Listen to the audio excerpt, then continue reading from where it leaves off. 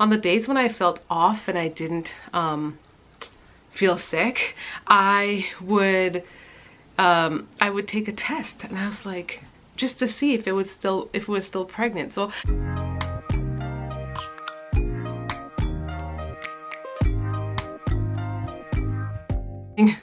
hey guys, Sarah coming back at you. I feel like I haven't made a video for you guys in so long, and I do apologize because before getting pregnant I was on a roll, but since your girl has conceived, oh my goodness, morning sickness has been consuming me. It's just hard. And yeah, it's just so funny because us women, we're TTCing and we're trying the whole time to get pregnant, and it's a big blessing. I'm not even making this video to complain or for pity or anything like that, because it's such a blessing to be where I am at the current moment, especially after trying to get pregnant after a whole year. But it's so funny because while we're trying to conceive, we don't think about what it's going to be like when we get there. I have had morning sickness with all my pregnancies. I just don't recall having it this early or this bad so soon. I have been pregnant. This is my fifth pregnancy. I have 4 children already, all girls. So and yeah, I did have morning sickness with them, but I think it was later on from what I recall. This time last pregnancy, I remember at 6 weeks being able to just be at the beach. I have snapshots, which I'll probably include in here for you guys, but I have snapshots of me just being at the beach, just chilling and enjoying myself at 6 weeks pregnant. Didn't have an ounce of nausea, didn't have an ounce of like this all day sickness, because honestly that's what it's called. It is not morning sickness. I'm not just sick in the morning. In fact, these days I find too, as I'm progressing, like I find myself being less and less sick in the morning, and as my day begins, I start feeling sick. So at some mornings I wake up, I'm like, oh, is everything okay? I don't feel pregnant. And that's kind of that's just keeping it real. Some days let me be real, okay? Let me open up to you guys about this. So I kind of vowed, like before when I was doing my live pregnancy test, some of you guys were like, just stop the testing, don't worry about it, things will happen. And I was like, okay, I'm not like a big tester. I'm just doing what I gotta do, but it's not an obsession or anything crazy. So however, I got pregnant, and then I was like, okay, well, now I'm pregnant, like I'm not gonna really test like that. But then we're in quarantine and things are a little bit different. So then I was like, okay, since I can't go to my physician appointment, my physician to get any kind of appointment pertaining to my pregnancy, I will just kind of, on days when I had doubts or days when I started, like while having really, really bad morning sickness and stuff, on the days when I felt off and I didn't feel sick, I would take a test, and I was like, just to see if it was still pregnant. So that's me opening up. I have been guilty of doing that because I did buy that pregnancy kit right before I found out I was pregnant. Yeah, because I didn't have any more strips or anything, so I was just trying to stock up. And yeah, unfortunately I bought it right before finding out I was pregnant, so I did have that kit that I could dip in. And plus I had a couple like Clear Blues and dollar store ones lying about, so I put them to the test to kind of just do a little checkup. It's hard being in quarantine where you can't get to go to your regular doctor's appointment. It's hard not being able to, especially like I said, after having my tubes untied, having a tubal reversal. I guess I took it so literal when they're like, oh, you gotta be careful of this, of like ectopic pregnancy. I remember being heavily concerned about ectopic pregnancy with my first pregnancy after my tubal reversal. So that was just like my baby girl from last pregnancy about 2 years ago.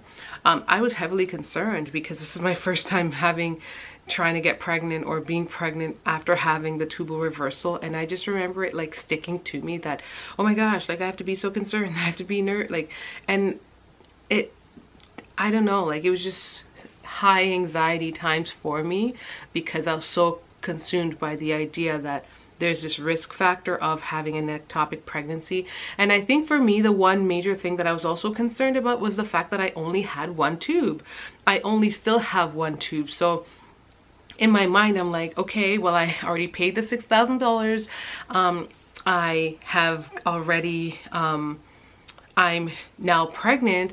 Can we make sure we know where the baby's located? Because I only have one tube. And if things progress way too far and then we have to remove that tube, that is my last like natural chances of conceiving, because then I will have no tubes left. And yeah, that is like, I guess my only other options would be like IUIs and stuff like that, or you know, IVF.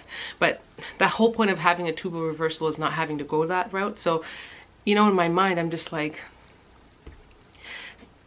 so that's in my mind, it's like nerve-wracked. So that's why, like, even right now being in quarantine is so hard, because that would be something that I would probably get to do if I wasn't in quarantine. I would have actually, sorry if the camera is crooked. I think it might be crooked. I would be able to go to my appointment. I'd be able to go and check and see for, you know, if things are okay. But, and honestly, I am approaching 9 weeks as we speak. So be on the lookout for my 8-week update, 6 to 8 week update. It's 6 to 8 weeks update. That will be coming, I guess, next, because I am already out. I'm like 8.5 weeks already, so I'm already approaching 9 weeks. It's already going by so fast, which I didn't think would happen while I'm in quarantine. But I digress. But what I was saying is, if I weren't in quarantine, I would have gotten that appointment pretty readily, and it was pretty easily, and it wouldn't have been you know, really anything thought about or questioned.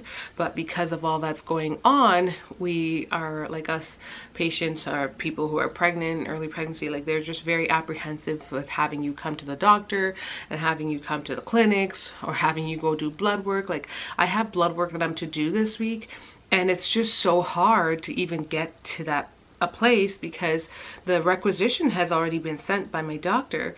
But I keep calling the clinic, I keep calling the facility to go and do my blood work, but I can't because you have to book an appointment.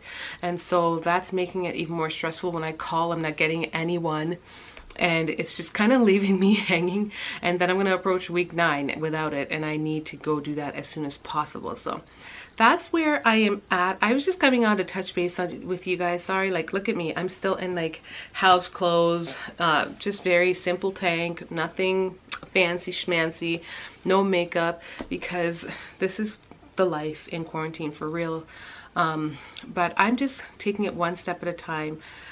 Today is it's an okay day for me. I'm coping. I'm like, you know, my day started off not feeling too nauseous, but as the day progresses, I'm feeling like I need to eat, I need to eat, I need to eat. And yeah, I will keep you guys updated in my 6 to 8 weeks pregnancy update, because then I will just explain all the things. But I just wanted to touch base with you guys to let you guys know that I'm still hanging in there, but it's hard. And I mean, and I don't know, like, yeah, that's just where I'm at. So I hope you guys are all doing well. I just wanted to touch base because I want to let you guys know I haven't abandoned you, and I'm also still here, just rooting for a lot of you guys to get your positives. I'm so excited to hear who's gotten pregnant, and to just see you guys share the exciting news. And I just pray for those of you guys that are still TTCing, whatever your choice is, whether you choose to continue TTCing throughout this quarantine period, or if you're choosing to wait. I pray that your journey is going to be so what's the word, like, fulfilled, either, you know, now or later. Either way, just hang in there, have hope, and just praying for you guys. Thank you so much for all the love and support you guys have shown. I love and appreciate all of you, and until next time, guys, this was brief, but I just wanted to let you guys know that I'm still here. And yeah. Thanks so much for watching, guys. And until next time, much love. Bye, y'all.